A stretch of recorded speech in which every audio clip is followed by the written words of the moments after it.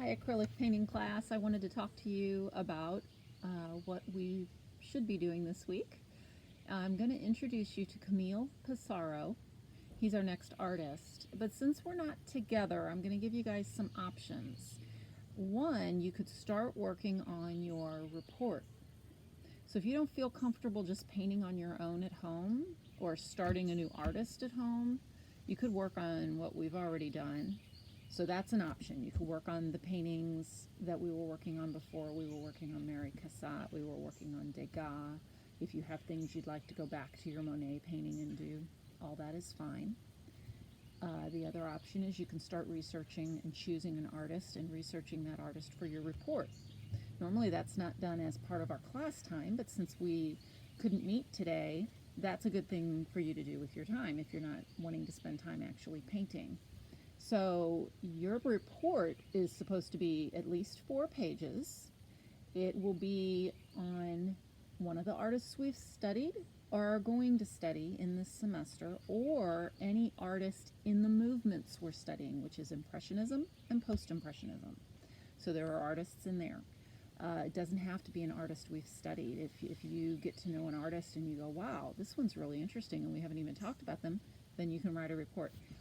You can write about their life, you can write about their artwork, you can write about how it inspires you, you could tell us things about the artist that we might not know. There's so many things. In fact, I learned some more things about Camille Pissarro this week that I'm going to share the next time we talk about him. Today I'm going to share with you specifics about his life and his career, but there's even more about his family that I didn't even know. So there's always new things to learn. And I'm also going to show you the images I would have shown you in class. I have way too many to take photos of all of them and post them on Slack, but all you guys have to do is look up Camille Pissarro if you decide that your work this week is to start your painting for Camille that's inspired by Camille Pissarro's work. If that's your choice, then just Google Camille Pissarro's artwork and just look through his pieces and see what inspires you. I'm actually going to do a painting of my daughter with our grandson when he was little. In fact, I think it's a painting, a photograph I have from the day he was born, like moments after he was born. And I'm going to do a painting of that in this kind of mixture of Pissarro and Mary Cassatt, because Mary Cassatt painted all those beautiful paintings of women and children and just daily life. And Pissarro did a lot of that as well, but not as much zoned in on women as mothers as Mary Cassatt did, but more as women in the work they did in their lives. So those, you're going to see those in a minute. So that's one thing I'm hoping to get to today, but I have several other classes I'm making videos for, so we'll see what I actually get done. But I do hope to work on that today and tomorrow, so be on the lookout for a video of me starting a painting, which you don't always get in class because I'm usually helping you and I don't have time to really paint in class. So I'm actually excited about videoing me working on a painting for you guys to watch on your own time. So first thing I'm going to do in this video is read to you about Camille Pissarro. So this bit might be boring on screen because I'm just going to read to you. So he was born in 1830 and died in 1903. He lived to be 73 years old. He was a French Impressionist painter. He was also considered the father of Impressionism, which we've heard that about Monet as well. So, I mean, I guess it's the father and the stepfather, or the adopted father, I don't know. But basically, one of the artists who really drove this movement and helped it get started and encouraged other artists. His importance resides not only in his visual contributions to Impressionism and Post-Impressionism, but also in his patriarchal standing among his colleagues, particularly Paul Cézanne and Paul Gauguin, which were usually more categorized as Post-Impressionists, but they were younger painters that he influenced. He was a mentor, like a father figure to them. And here's a self-portrait of him, a later one. So this was older Pissarro. Isn't he awesome? And if you just look at photos of him, he's got this big white beard. So yeah, he was kind of like the dad of the group, I guess, him and Monet. So he was born in Charlotte Amalie. I'm not French speaking. I am part French, but I might be butchering these words. St. Thomas to his parents. His mother was from the Dominican Republic. He lived in St. Thomas until age 12, when he went to a boarding school in Paris, and then he returned to St. Thomas, where he drew in his free time. So his father was Portuguese, and his mother a Portuguese Jewish man, and his mother was from the Dominican Republic, and they lived in St. Thomas. So that's interesting for that time period. So he drew a lot in his free time. He was attracted to political anarchy, an attraction that may have originated during his years in St. Thomas. In 1852, he traveled to Venezuela with the Danish artist Fritz Melby, and in 1855, he left for Paris, where he studied at various academic institutions, including the École des Beaux-Arts and Académie Suisse. We have heard those names before with some of the artists we've studied, that they studied there. He studied under Courbet, and Daubigny. We've heard their names. I haven't showed you their artwork, but you could look those up. Corot is sometimes considered Pissarro's most important early influence, and he listed himself as Corot's pupil in the catalogs to the 1864 and 1865 Paris salons. His finest early works are characterized by a broadly painted, sometimes with a palette knife, naturalism derived from Courbet, with an incipient impressionist palette, the colors we've been using. Pissarro married Julie Villay, a maid in his mother's household. They had 8 children. One died at birth, and one daughter died at age 9. The surviving children all painted. So that's a whole nother article I have for you, but I don't have time today to give that to you, but it's very interesting. So all of his children painted, and I will just give you this teaser. Every single generation since Pissarro has had at least one member of that generation become a professional artist, a successful professional artist to this day. His great-great-great-granddaughter was born in 1991, and she is an artist. So, but they didn't use the name Pissarro. So he went to London. The Franco-Prussian War compelled him to flee his home in 1870. He returned in 1871 to find that the house, along with many of his early paintings, had been destroyed by Prussian soldiers. Initially, his family was taken in by a fellow artist, Montfaucon, but by December of 1870, they had taken refuge in London and settled at West Tow Hill in Upper Norwood, today better known as Crystal Palace, near Sydenham. A blue plaque currently marks the site that the house originally was at. Through the paintings he did at this time, we can see the days when Sydenham was a small satellite town recently connected to the capital by the arrival of the railway. One of the most appreciated of these paintings is a view of St. Bartholomew's Church at the end of Laurie Park, commonly known as the Avenue, Sydenham, in the collection at the London National Gallery. 12 oil paintings date from his stay in Upper Norwood and are listed and illustrated in the catalogue Rasson, prepared jointly by his 5th child, Ludovic Rodolphe Pissarro, and Lionel Venturi, and published in 1939. So these paintings include Norwood Under the Snow, Lordship Lane Station, views of Crystal Palace when it was relocated, Dulwich College, Sydenham Hill, All Saints Church, and a lost painting of St. Stephen's Church. He was introduced to an art dealer, Paul Durand Ruel, who bought 2 of his London paintings, and he subsequently became the most important art dealer of the new French Impressionism. He returned to England to paint scenes of London, and he painted about 10 different scenes. And I have things here, and they're all, here's one, it's the Crystal Palace. This is one of them right here. So you can see, again, very similar to the other Impressionist works that we've looked at.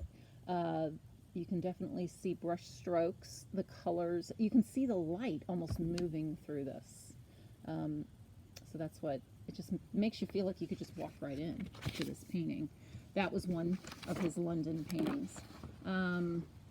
He's known as the father of Impressionism, as I said. He painted rural and urban French life, particularly landscapes in and around Pontoise, as well as scenes from Montmartre. His mature work displays an empathy for peasants and laborers, and sometimes evidences his radical political leanings.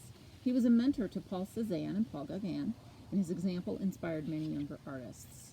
As we go, it says here that his influence to fellow Impressionists is probably still underestimated. Not only did he offer substantial contributions to the Impressionist theory, but he also managed to remain on friendly, mutually respectful terms with such difficult personalities as Degas, Cézanne, and Gauguin. And we studied Degas the last 2 weeks, and yes, he was a little bit difficult to get along with. And he managed to stay on good working terms with them, which really says a lot about his personality. I think maybe having a lot of children helped him to be someone who was easier to get along with. Maybe just having a lot of children helped him to just learn how to deal with people in general and different personalities. So he was a primary developer of the Impressionist technique. He experimented with the Neo-Impressionist ideas in 1885 and 1890, disconnected with what he referred to as Romantic Impressionism. He investigated pointillism, which he called scientific impressionism. Sisley was one who used a lot of pointillism, before returning to a pure impressionism in the last decade of his life. So he experimented with things and then ended up going back to what he loved. And that's not a bad thing as an artist, to experiment with things, try out new things. That's critical to be able to just try things. You may not be good at it. I had to force myself to be loose in a painting. I tend to want to try to be a little more realistic, and I really have to force myself. And the more I do, the more I enjoy it, and the more interesting things I've come up with. And now it's become easier for me to paint in a looser style, and I like a looser style. I just have always been nervous to do it. Felt like I'm going to mess it up somehow. So it's a growth, and it's continual. Pissarro died at the age of 73. It says that during his life he sold few of his paintings, but by 2005 some of his works were selling in the range of 2 to 4 million. So pretty successful by then, but he wasn't alive to enjoy it. I did skip this part accidentally. In March of 1893 in Paris, the Galerie Durand Ruel, this is the man that we heard of earlier who was an art dealer. He started a gallery. He organized a major exhibition of 46 of Pissarro's work, along with 55 others by Antonia de la Gandara. But while the critics acclaimed Gandara, their appraisal of Pissarro's art was less enthusiastic. Now I'm going to show you some of his art. I've always liked Pissarro's art, but I have to say I really, really dug into him this past weekend when I was preparing classes for you, this lesson for you, and I really am starting to like him a lot. I'm really, really loving his work. So this, I don't know the title of. This, I found this picture, but isn't it just beautiful? Look at the brushwork. I could not find the name of this painting, no matter where I looked. So I just love that. The way she's leaning on that stick, and the child is there. So she's out in the field or in her garden doing work, watching her child, just living life. And I love that. I love just everything about it. The color, the dimension, just the shape of her apron there. It's just beautiful. Here is another woman with the sheep. I think this one, or is it sheep? No, these are geese. And it's called the Goose Keeper. Isn't that cute? Yeah, those are geese. This one is called Gardeuse des Vaches in Aragny, in much more impressive in French. In English, it means cow sitter. Isn't that nice? It's not a bad job. Sit under a tree and make sure the cows don't run off. She's not even looking at the cows, so I think she's daydreaming. Not a bad job. This one is Sunset in Winter. I think this was might have been one of the London scenes, but he also painted in Aragny. Oops, I'm sorry. Kind of had that in a weird spot. Look again at the brushwork in this. Beautiful. And the colors and the light. You can just see how the light is that day. It's beautiful. This one is Sunset at Aragny. So Aragny was a smaller town in France that he lived in for a while. Isn't that beautiful? Now this almost makes me think a little bit of Van Gogh in the way he treated sunrises and sunsets. This one is a peasant house at Aragny. So there's person out front. Again, texture and movement, brush strokes. This is the Pavilion of Fleur in, I believe this is a London scene. I would have to, sometimes you have to look it up to see. I thought I had all the notes written on this. This is 1903, and if I remember right, that was the time period he was in London. This one is again in a field of rye at harvest, and this is in Aragny in the countryside of France. Here is another one, Entrance of the Village Voisin, and I believe this is also in Paris. But look at the way these tree shadows are. Lets you know it's late afternoon, probably fall, because it looks like there's some leaves still, but some have fallen. Isn't that beautiful? Yeah, I guess it is. Look at all the oranges back in here. So that would, I would think, is fall. This is London, Hyde Park. And look at the color. Well, look at that. It's about just the time of year we are. And then all the horses and carriages and people sitting. Could have been a warm fall day in London, and they were all outside gathering. This is back in, it says Haycart, Montfaucon. Remember, he lived with someone in Montfaucon, again, a French town.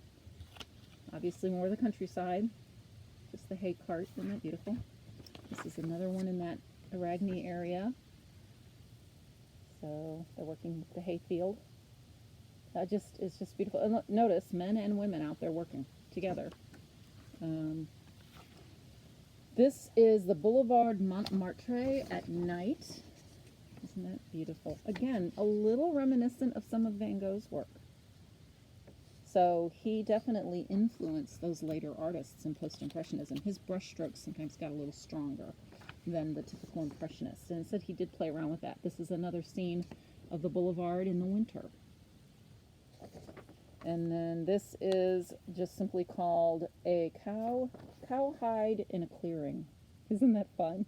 Look at this curve and the movement in these trees and the looseness. I tried to also pick some to challenge you to maybe try to do a person again. A lot of you are doing that, and it's not required by any means. But this one too, I just love how she's just coming right out at you. Isn't that neat? I just think those are beautiful. So I also have here, I think this is the picture I'm going to do of my daughter holding her son just moments after he was born. But I don't know if I want him crying or if I want him content. And so I have this photo of him starting to find his little fist. Literally, I was there, I took this photo, and he was literally just maybe 5 minutes old at this time. But I just think this is such a beautiful photo. And since I printed it in black and white, it allows me to be not so specific with the colors. That instead of me looking at a color photo, which will cause me to want to paint it in that color, which isn't wrong, it's fine. I mean, they did paint in the colors that they saw. They painted outside, plein air, and the light, the way the light was, changed those colors. So I'm not saying that you shouldn't paint in those colors, but sometimes it frees me up a bit to not be so locked in and in adding color when I see something in black and white, when I'm painting from a photograph. So I will be videoing my work on this. It might be a time lapse where you won't hear me speaking. You'll just see me placing things in and what I'm doing, and it can move kind of fast. But if I'm working for a couple hours, I really don't think you want to watch a video of me painting for, 2 hours. That's going to get really boring, I think. I think it would anyway. So it's most likely going to be a time lapse. I might do a short video to show you how I set it up on my canvas, and then do a time lapse of the actual painting. And as I said, I don't know if I'll get to this today, but I hope to get to it tomorrow, and I will post on Slack a link to that video as well, and that's where you'll find the link to this one. So I hope this was informative. If you have questions, again, about what I said you were to do today, don't hesitate to contact me via Slack. And I also put it in Slack what your assignment was. It's in writing in Slack, so you can read it there as well as hear it on this video. So I hope you guys are having a productive few days. This gives you the opportunity to maybe work on one subject for hours instead of the snippets we get. So this is a good opportunity to really dig in and do some painting if you want to, and then also to do research on your next artist, or your artist for the report. Either of those two options is okay.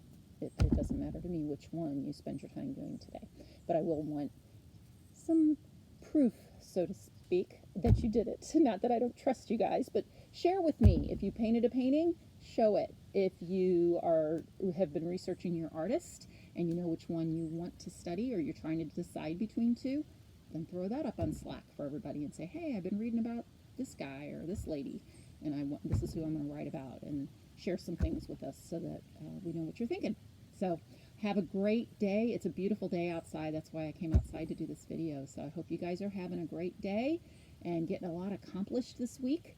And if we don't see you next week in person, we will be on Zoom and work on Zoom. So one way or another, we'll have class next week. Take care, guys. Bye-bye.